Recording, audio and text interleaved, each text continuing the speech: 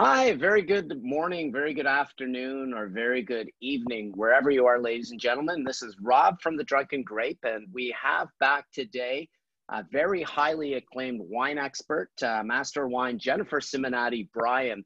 Today's topics. How are you, Jennifer? Good. How you doing? Great, thanks. And today we're going to talk about the badasses of the wine world. Now, Jennifer, we have four pretty prolific characters that have done things against the grain, or they came up at a time where they were against all odds. Yeah. I think thinking about who I loved the topic. You brought it up and thinking through this, like, oh, what makes a badass in wine? I mean, if we were talking about sports, it would be one thing. They would be, powerful, speed, agility, and stuff like that. But in the wine world, like, what do you look at? You can't imagine, someone, even though he's a badass, Piero Antonori, you can't imagine him sitting with a huge spear coming down, and it doesn't happen. No.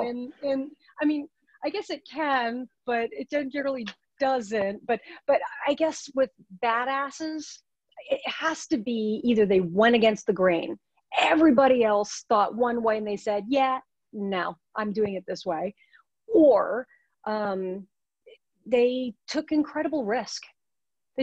They took incredible risks, saying that, I don't know if this is going to be successful, but in my heart, this is this way I think it should be, or it's against all the odds, like you mentioned. So I mean, it's not enough just to be powerful.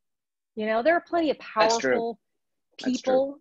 It's not enough to be a bully, right? Just because you're powerful. Yeah, that doesn't work.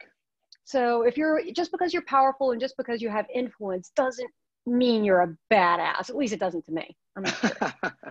Well, and the interesting thing too is these characters all predominantly, with the exception of Laura Catina, even though she comes in from, Argentina, where there's that very traditional Latin culture that's still very patriarchal. You're looking at societies where these people came from the old wine world, where things are really mired in tradition. You look at, we'll get into it, but you look at Barbe Nicole Porcelain of House Veuve Clicquot. I mean, she became the powerhouse in the champagne world at a time where women weren't given any credit. And the other, it's crazy. Even men at that time, it was like, don't rock the boat. Don't let in foreigners. And at that time, foreigners in Champagne meant people from Burgundy. It was very, very rigid. You had very narrow field to travel down. So you're absolutely right. She did wield an axe, okay? So let's be honest. She is a real badass in order to create that riddling rack that she just did. Here she is, 27 years old as a widow, and needing a solution. And I mean, that's at least how the story goes. She took an axe to a table and created that riddling rack in Champagne. I mean, come on, it doesn't really get any more badass than that, I think. Yeah, and to think how she climbed into the world. She was, we talked about this earlier, but she was a noble, and kind of like a lesser noble, not a high-ranking noble, but still in the realm of nobility, married into another noble family. Her husband died quite prematurely, even though he was a fair bit older. It was kind of a shock. He had suddenly passed away. You're looking at 1805, I believe, is when she took the helm of the company. They say that he might have committed suicide. So that was one of those things at that time, and like nobody talked about. So here she was, like having no idea what to do, what her future was going to be. It's true. And it's also with her, you look at it, I mean, they just came out of the French Revolution. Now you have Napoleon stamping across, trying to create his empire across the globe. You obviously would probably still have some civil rift in France because the old traditionalists are still unhappy with what had happened. And along comes a woman in the midst of all this, in a society where women, unless, as you said earlier, they're married into nobility and became a widow that way and were counted as around at least the level of like a countess, were disregarded. So absolutely. And she was young as well. She was 27. She wasn't an old woman. I mean, we see pictures of her in the paintings and the portraits of her later years, but when she did all this and when this all came about, she was still young. Like, I'm thinking, like, when I was 27-year-old, I didn't know my ass from my elbow, so I mean, what she did at 27 I mean, like, it's unbelievable. So yeah, well, and I'd badass. read something she did that was really unique was she would put in sales agents into the territories of which she was selling in, something that was Yeah, not done in those days. very And smart she marketing. also had a fleet of ships that could move much quicker than everybody else. And the fact that she had the riddling and disgorgement down pat and created this clear style that all of a sudden became desirable, she was able to transport it around the world at a much quicker rate. I mean, this is somebody who is just absolutely brilliant. Yeah, yeah, yeah. It really came out to the forefront, and it's I think, definite good on you, and a very good role model for women in the wine industry in particular. So. And then, just moving along, next we have was a Jean Lesak for show of Chateau Cheval Blanc. It's somebody I don't know a lot about. The only thing I really know is that he was responsible for bringing Saint-Emilion really on the map as far as a very powerful producing wine region. Because correct me if I'm wrong, but before that, didn't they focus more on the left bank of Bordeaux than the right bank? Didn't have more significance? Well, Jean-Luc Foucauld in the 1860s, originally the piece of property that they had belonged to Figeac. Okay. And so they had taken it over, and the quality at that time, they wanted to really make something of it, right? So what they had done and they did something very, very different. Now in Bordeaux, you have all these different grape varieties, five different grape varieties, and it's really an insurance policy. That's really why they because do of it. vintage variation and weather fluctuations and things like this, right? Right. Yeah. So on the right bank, because of the more clay soils, it generally tends to do better with Merlot and Cabernet Franc than it does Cabernet Sauvignon. And on the left bank, it's more, because of the more gravelly kind of soil. Cabernet Sauvignon, right? Cabernet Sauvignon. Yeah. It has to do with water drainage and things of that sort. And when the rains come, that's, you've got the differences and the vintage variation. So that's why it's like, all right, well, it's not going well this year. We're going to include more of this and less of that, and, kind of mix and match in order for it to make up for any weaknesses of the vintage. But for Cheval Blanc, they said, you know what? We're planting half to Merlot and half to Cabernet Franc, which normally Cabernet Franc was always a minor player back in the, it still is actually, it's a relatively minor player, but what he had done was to say, you know what, to hell with it. I don't care what anybody says. I think Cabernet Franc is perfumed and it's got just as much depth as you can find for Cabernet Sauvignon. And it adds aromatic lift as well as acidity to Merlot, which it does. And it turned out to be an incredible blend. So they stuck with that, and it was very, very different. So I can imagine a lot of people around back in the day going, what are you doing? Why is he doing this? What is he planting over there? Cabernet Franc, what is he thinking? It's all going to go downhill, but he stuck with it. So, and he produced some of the best wines. Some of the best wines in the world come from this vineyard. Yeah, Cheval Blanc, yeah. This is just an iconic wine. And it's interesting because for our listeners that may not know French wine law or Italian wine law, we're going to get into Italy pretty soon. The rigidity is, the AOC system, the classification system, the rules, the regulations. Some of it's tied to, various dukes. Other elements come from Napoleon, and that gets really, really rigid and convoluted. So, and we know the French are very staunch about how things are done. So to go against the grain then, especially we're talking the mid 19th century, this is a huge challenge. And I can imagine that he probably politically had a lot of other wine producers try to undermine him. I mean, there's all sorts of things that aren't discussed here that these people faced. There's a great book on Bordeaux. I think it's called Bordeaux, the People, I'll get you the name so you can put it in the description or the book, but it's basically like the soap opera of Bordeaux, because let's look at En Primeur and all the future pricing every year. What happens? They're kind of like waiting to see who goes first. And whoever goes first, and then they do something, and so it's all this big soap opera. Did you hear so and so? And did you hear such and such? And there's also a lot of intermarrying as well. There's Oh, certain sure. families are still doing They're this. casted in tradition and they want to protect themselves. Yeah, exactly. I mean, in the end of the day, this is a massive business too. Absolutely. Billions of dollars, right? So, Yeah. I mean, so you have families, you have dynasties, you have intrigue, you've got drama. There's just so much to it. The more that you dive into it, I mean, I'm surprised they haven't done like a huge show around Bordeaux or even in Italy, so having with all the families, and because not only did these people have to fight against society and the societal norms, they had to fight within their own families as well.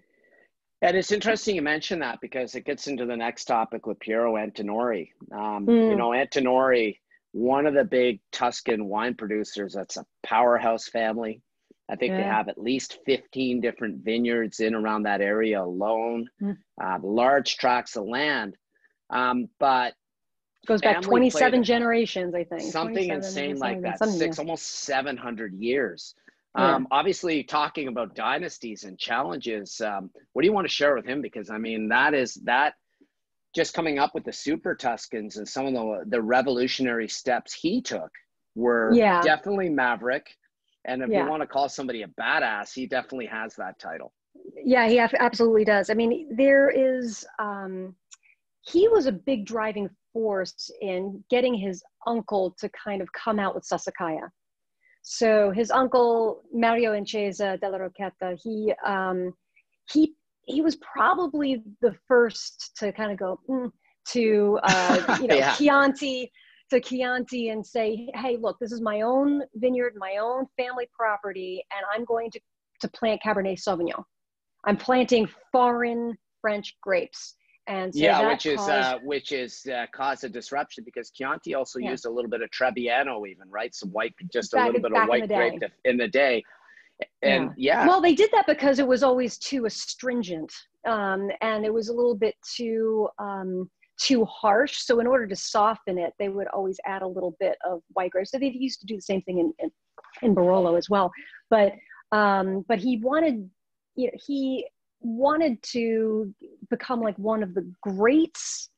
He always knew that Italy had the ability and had to be on the international side. I mean, everybody knew Italian wine, obviously, but to be at the height and the level that you saw that the Bordelais were achieving at that moment and the prices that they were achieving. They dominated the whole world scene in the 60s. I don't think there was anything that came close to them in competition.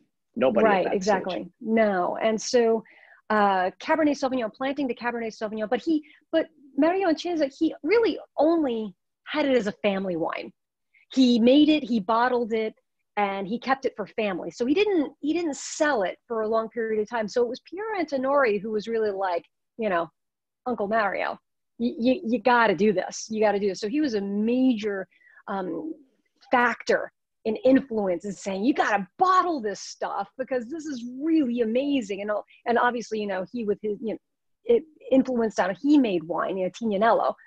So it moved on even to his, but it was with his uncles like, you got to do this. This is amazing. This is wonderful. So I think going against the grain even that way does make him a badass. Yeah. And the thing too with him was, is it the mezzadria? Is that how we say it? The sharecropping system? So they faced a lot of challenges, and there was a flood. Then there was an agent that was supposed to be preservative, got a bunch of people sick. The father, Nicchiolo, wanted to step away. The longtime general manager, they had to move on, and he wanted a new face to the company. His son, Piero, wanted to be an Air Force pilot at 28 and was seconded into this to save the family business. But what about the challenges you think he would have faced against the disciplinary and the consortia? That one's the rules and the laws, and the other one's the regulatory body that was so rigid, with the DOCG and the DOC system. Because his first wines, because they took international blends, had to be labeled table wine. Like, think about this. This is like the basement of the classification system. And it would have been hard to get that off the ground, especially with an Italian population so casted in tradition.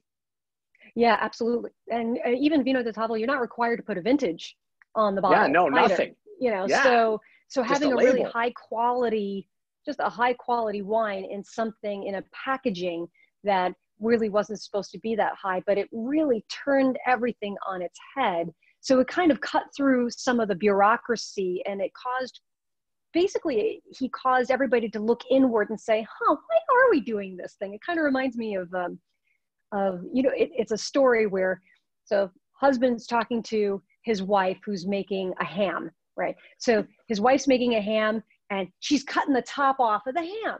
And husband goes, huh, honey, why do you cut the top off of the ham? And he goes, well, my mom makes the best ham in the world and this is what she does. And he goes, huh, so why does she do it? She says, I don't know. So they both call her mom and says, hey, you know, your daughter cuts the top off the ham. Why does she do that? And why do you do that? And so the mom says, well, my mother makes the best ham in the world and she always does it. So they call the grandmother, and then the grandmother says, what? Well, why do you do that, Grandma? And she goes, oh, well, that's easy. My pan only fits only so much ham. And so that was a reason. So here there are generations of doing things for a reason that is antiquated. You know, they have much bigger pots in later years. So I think what Piero Antonori and Mario Ancesa really did by going against the grain that way is having them look inward, going, why do we do these things? Like, why do we have to have it that way? I mean, yes, of course, obviously protecting quality and all of that, but shaking things up a little bit, I think is to the betterment of Italy and Italian wine overall. Yeah. And you think about it too. I mean, you're coming into the 60s. So all these workers that were farming in the old sharecropping system, which goes back to feudalism and before, started picking up jobs and businesses in the cities because of industrialization. So the other part that he faced was these collapsing land values and land pricing. So can you imagine trying to lure and get the financing of the time, even though your family's legendary, your land value went through a period where technically it was almost worthless. And he had the vision instead to get aggressive. He went out and bought stuff up at the time, which is incredible. I mean, you're looking at somebody too that finally produced the Super Tuscans. I mean, they finally produced a wine that I believe beat the best of Bordeaux in certain years, did it not, in competition? I mean, he came pretty close, or he was at least up there. Yeah, there are quite a few competitions, but anytime you have a big upset like you had with the 1976 Judgment of Paris, anytime you have one of those moments, and of course after 1976 people were always looking for that next moment of oh my god, it beat out such and such. It's always really great for marketing. But we've been talking a lot about Piero Antonori, they're a relatively new badass, I guess, in comparison to like 1805, I suppose. But we do have more modern, I think, badasses. And the ones that come to mind, Laura Catena, you mentioned earlier. Laura Catena. Yeah, medical doctor, cum laude from Harvard. I think she got her medical degree from Stanford. I mean, also cow. came along. I mean, this girl's brilliant, and then just came along in a society. If you think Latin America, it's still very patriarchal. Doesn't matter what laws you're going to put in there. It just seems that system is just the way they are. And of Latin culture, to have a woman come up and not only be so accomplished prior to getting in the wine world, but she turned Mendoza right into, she became the front face for Mendoza and Malbec. Yeah. I mean, I think of Catena and I think Malbec. Argentinian tourism for Mendoza, and people coming to Argentina and doing wine tours and things of that sort. So her father was really the pioneer. I just can't think of it. Laura Catena, she's got children, she's got, her medical degree, she speaks several languages, like what doesn't this woman do? An immensely talented human being. There's absolutely no question intelligent. about it. I mean, it's ridiculous. Obviously incredibly intelligent. Yeah. Another badass that gets no recognition is Julia Harding, Master of Wine.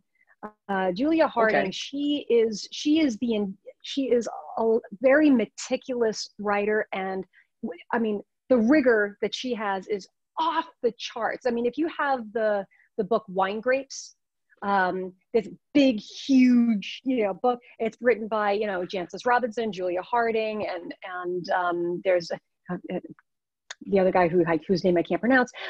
But she definitely has, she put her mark on that book, and the amount of meticulousness and that she brings to Jancis's team is ridiculous. So I qualify it, but she's one of those badasses in the shadows. So I guess like the assassin, you know, that's able to be able to do things. So there's so many out there right now. Well, even Jancis Robinson, to some degree, I would classify as a bit of a badass, coming up through a British system, you know, the Institute of Masters of Wine. Being a journalist. Being a journalist, I believe she was a PhD holder. There's another person that's just brilliant. And it's coming up at a time, how old is she now? She must be near 70, I would think, or clocking past it. Lady never tells. A lady never tells. But to come up, no, but to come up through the era she did and to do the things she's done and be so influential. I think she's even the cellar master for the Queen. I mean, she does the wine One picks of for them, the Queen. yes. Yeah, absolutely. And so, so to be able to go through all of those trials and tribulations and being up against, you know, in a very British system, everything has to be proper and all of this. Definitely. You're a woman. What do you know? What do you do? So, and for her to, you know, she writes for the Financial Times, and to have the empire that she does now and the Oxford Companion, absolutely. Definite badass.